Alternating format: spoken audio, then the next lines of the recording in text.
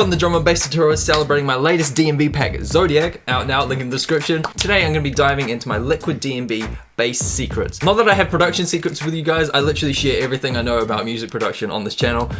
So yeah, I thought it'd be cool to dive into like the little hacks and tips and tricks for crafting liquid D&B basses, whether it be like style or specific sounds or composition. And the example we'll be working with today is this bassless drop right here. So we need to create something for that.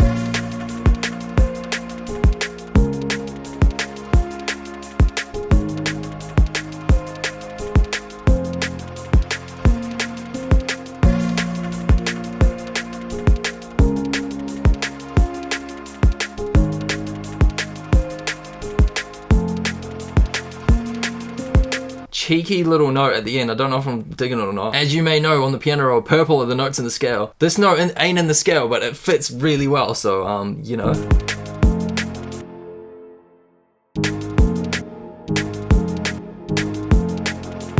Cheeky. We'll make it super simple at the start and then we'll build up the complexity, and I'll throw all my ideas into this one. I'll keep it straightforward. I'll use serum for everything. Love that. I'm gonna go to basic shapes, sine wave, turn randomization off. Nice, healthy sine wave, plenty of sub. First basic thing I do to create this liquid D&B bass line is to literally just grab the lowest notes from the chord progression. So I'm gonna hold Option, or I think it's Alt on Windows, click, hold, drag that down, like so, solo this.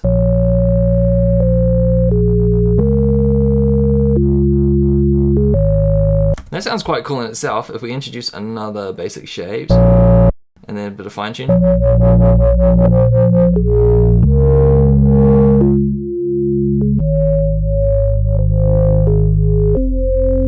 Anyway, we're not here for that, we're here for a basic sub. So too many notes, we just want, like I said before, the lowest bass note. So seems to be like around here. Everything else deleted.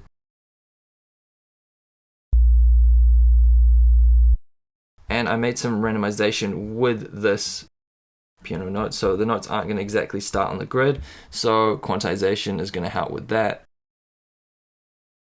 Grid, yes, there we go, easy. Just make sure this all works. Is that F too low? No, that's all good with the piano.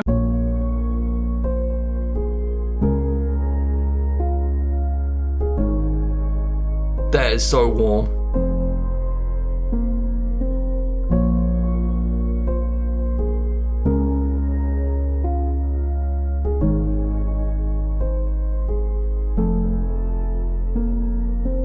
I mean, you could honestly just leave it there.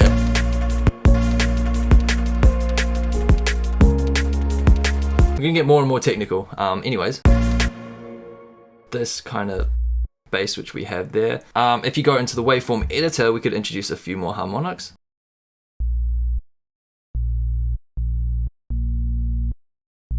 As opposed to, definitely would recommend headphones or subwoofer with this tutorial, that's for sure. The effects are super subtle and you definitely want to get up close and personal with that bass. That is cool, a few more harmonics there. You can notice the sine wave's not too classic original sine wave anymore. Another cool thing to do is monophonic and have some portamento. And always, so whatever note is playing next in our bass line, it will glide down or up to it. So you can hear that with this instance.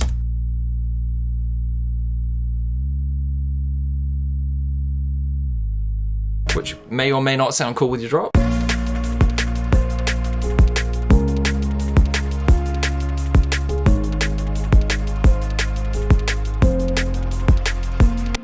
I'm really up this effect so we can hear it.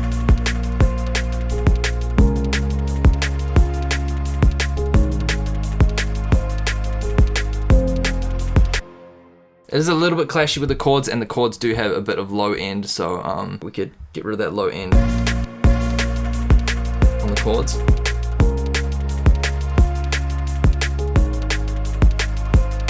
A little less interfering with the bass because there's not too many conflicting frequencies. If we didn't have this EQ, like there's a lot of low end information going on there and the sub reinforces that, but as soon as the sub does something slightly different, like gliding between the two notes, it just gets a little bit messy. So if you were to do that, would recommend kind of like a high pass filter to cap those frequencies on the piano. So the sub is around here and the piano is around here and they're doing two completely different things. I'm gonna leave this EQ on for the piano because now we're gonna up the complexity for the bass line just a little bit. I'm gonna turn off always, bring that porter down. I'm gonna introduce transition notes to help blend into the next bass note. We have this B flat and we have this D flat here. So just a little bit off the edge on this first note and then a note in scale that leads to the next bass note.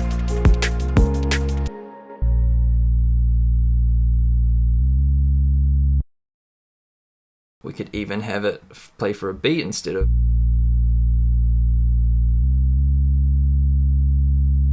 And then potentially down here. There's no real rule for where you place these transition notes, apart from like being at the end before you go into a new bass note. But you could go up or you could go down. I try to like bridge the gap between the two notes and have a note in between.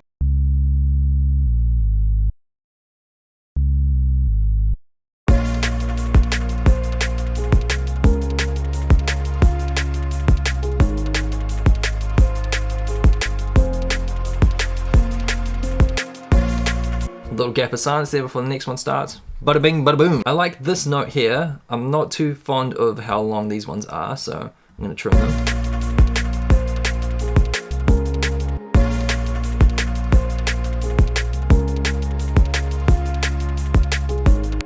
We could have this note here, that's right before the A, that could work.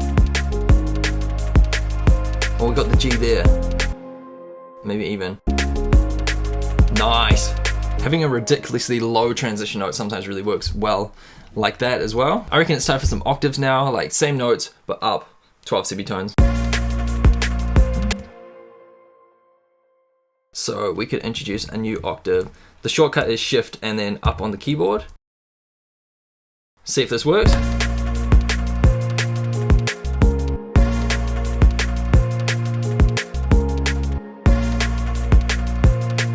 That note is a little bit too high, I'm not too fond of that, so we'll go back to the original. We do want maybe like, I reckon F would work well. So, if the bass is already high, like this B flat, compared to like D, that's already low. By the time it goes up an octave, that's not too bad, but B flat, a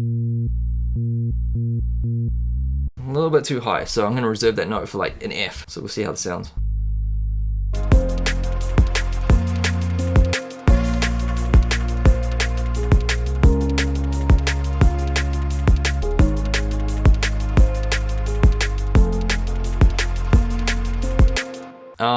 I'm gonna try another one. I'm gonna go A flat. I'm gonna introduce legato this time. Glide between more notes. No, too fast.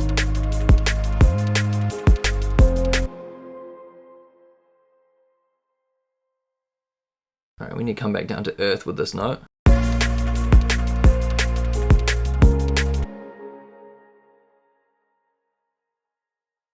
And if you're wondering to yourself, what's the difference between this always and portamento on versus legato? Always is always gonna glide between the notes. Legato is only gonna glide if the notes overlap. So if they're just like one note, next note, rather than one note and then an overlap, then it'll glide up. Legato is cool for that.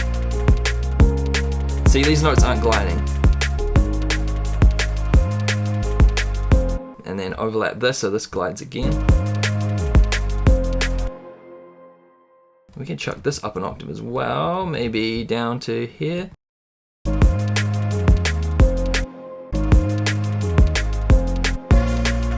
want this overlap, we want these gliding notes.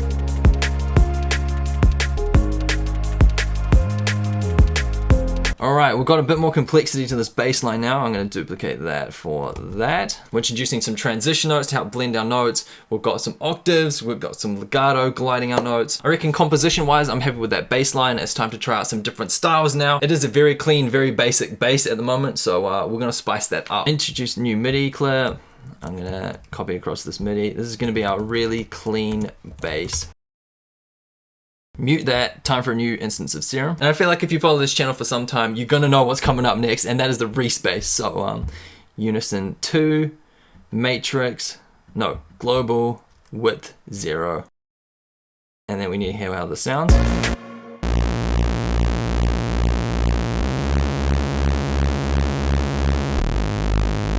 Nice, we're going to copy across our monophonic legato settings from before.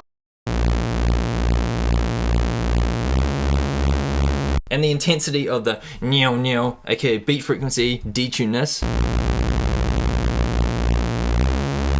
You can dial that purely into taste. Low pass filter.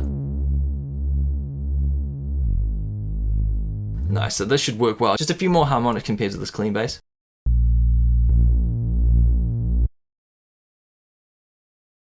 Makes it a little bit more interesting, maybe a bit of distortion on that. And some chorus. So the super easy Reese Bass compared to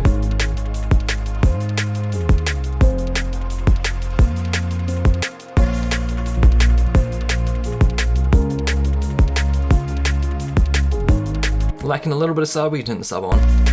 Holy moly, too much.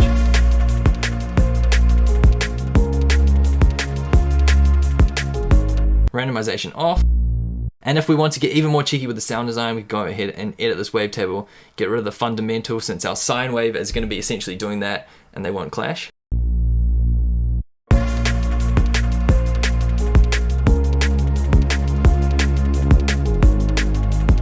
Yeah, we can have a bit of movement on that cutoff. Click, hold, drag on the cutoff. I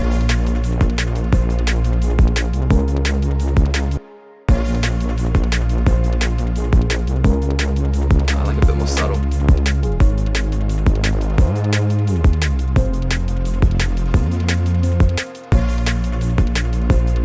Or we could be even cheekier, add this note onto the cutoff, so higher notes open up the filter just a little bit more.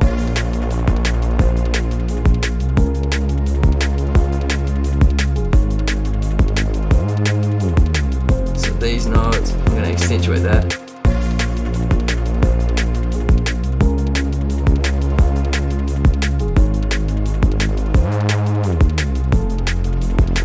And I'm going to I'm going to chuck reverb on the bass. Fuck it.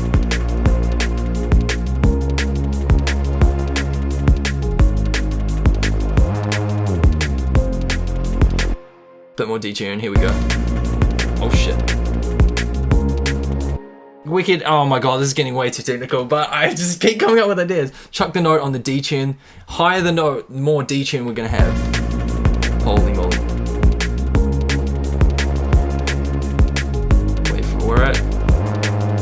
Okay, that sounds shit.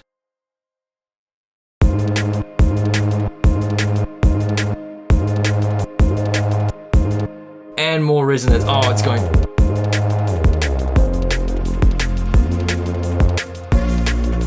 Little bit of release on that, never hurt. Okay, we're going way too technical. Oh, that's enough, that's enough.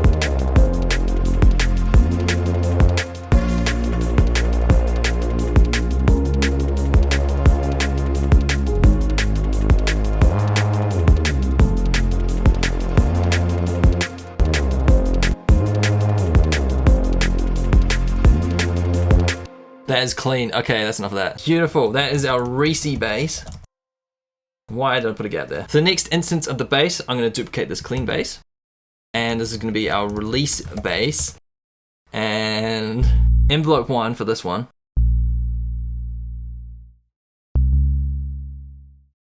I'm going to cheekily craft with the ADSR. A bit more release.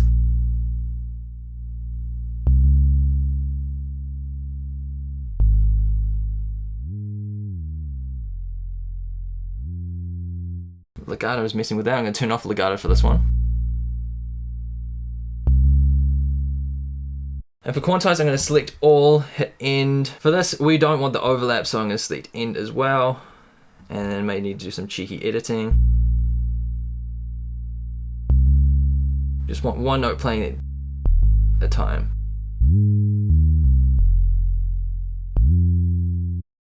Don't want any glide. Kind of sounds a little bit more natural, kind of sounds like an 808 in the way.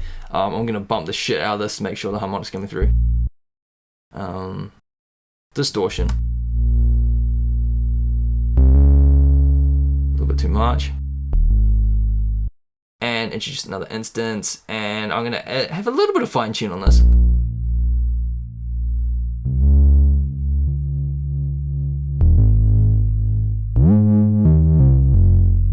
Okay, distortion's too much.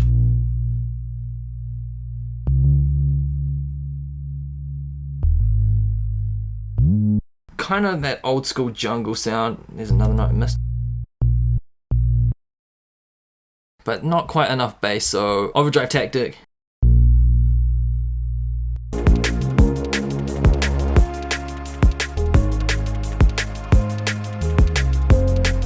So you don't have the bass playing the entire time.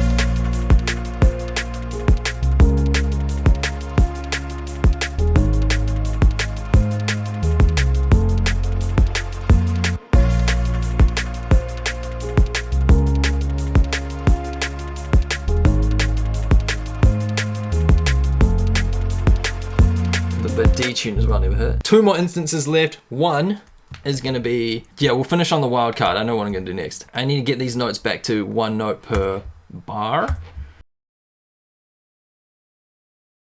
And for this serum is the classic old Netsky Bass. Don't need a saw wave. Okay, analog, let's see if I can remember how to do this. Basic shapes for both A and B. Randomization off, randomization off. Nice. This octave is going to be up 2. Nice. Filter is going to be on, but just for B, I'm going to create a wubbing effect with this B. Click, hold, drag, alpha 1 to cut off. And then triplets on this rate. Quarter notes or 8s.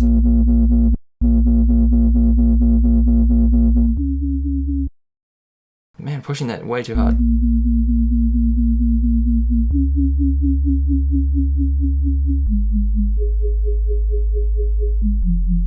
And we could even semitone. There we go, there's the sound. Octave up 1 and semitone 7 kind of creates that, yeah, like I said, old school Netsky sound. And have a little bit of mono and legato, a little bit of glide. We don't have any overlaps, a little bit of always.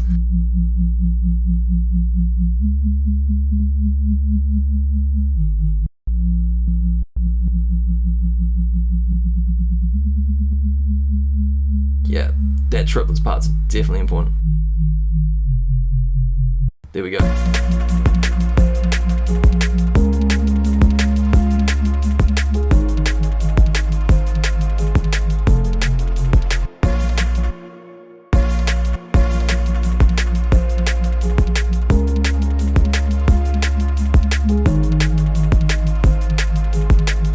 Chorus.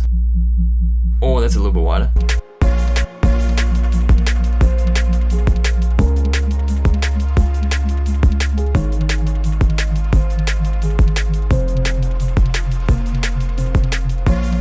Cool, so that is Netsky. And the last one, the wild card, is using this original kind of complex MIDI, and we're gonna use a double bass. It is very sick. A little bit unconventional, but it works really, really well if you do have a double bass.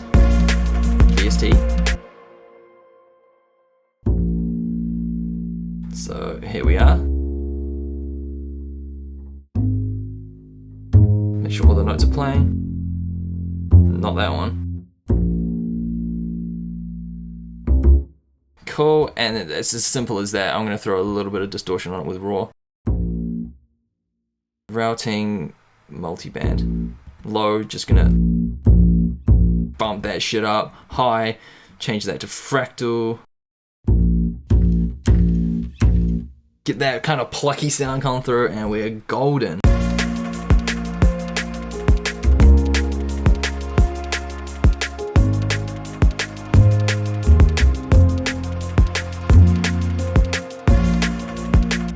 Alright, we're missing a lot of bass. We might have to double up on this bass. Double. We can actually use the clean bass. I'm going to use the clean bass. Where are we? This one and this one.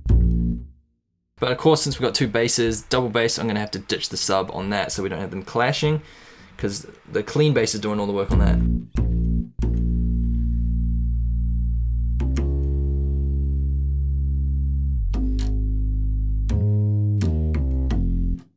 can't have the glides. It's two different things. We need a simple bass note.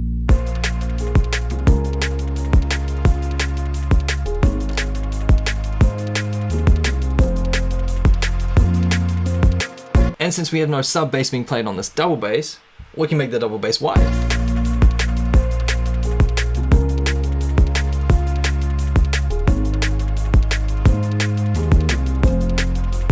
Okay, a little bit too wide.